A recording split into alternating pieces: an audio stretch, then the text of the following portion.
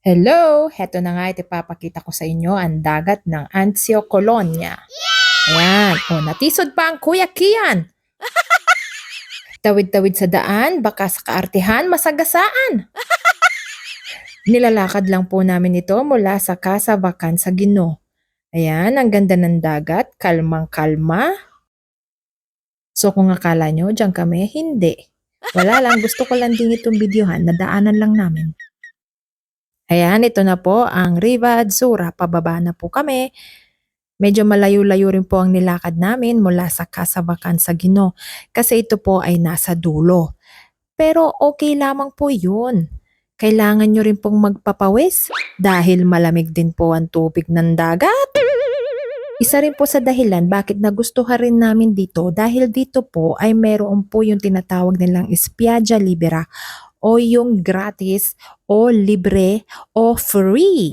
Okay? Basta magdala lamang po kayo ng mga gamit ninyo. Yung mga payong, mga upuan, mga sapin, bahala na kayong magdala. Pwede yan. Sa amin naman po kasi ay provided na po lahat ng Casa Bacan sa Gino. O diba? Saan ka pa?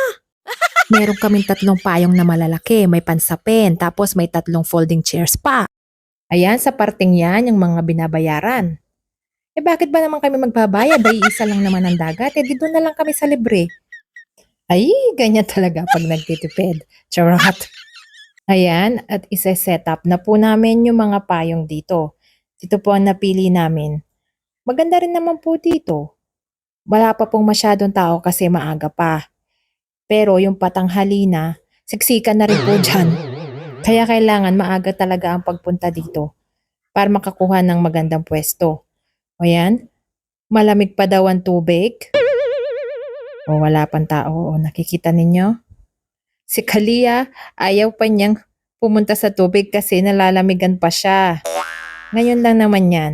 Mamaya-maya mo makikita nyo na siya. Nandyan na siya, naglulublob na dyan sa tubig. Ayan, si Kian talaga. Pinagtsatsagaan niya ang lamig.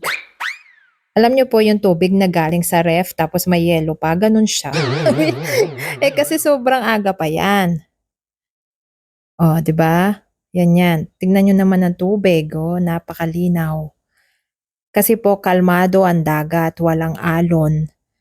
Mababa lang po ang tubig dito at kaya rin po nagustuhan namin yan kasi maganda sa mga bata. Yung tipong hindi ka mag-aalala na yung anak mo ay tinangay na ng tubig. Dahil mababa lamang po yung tubig.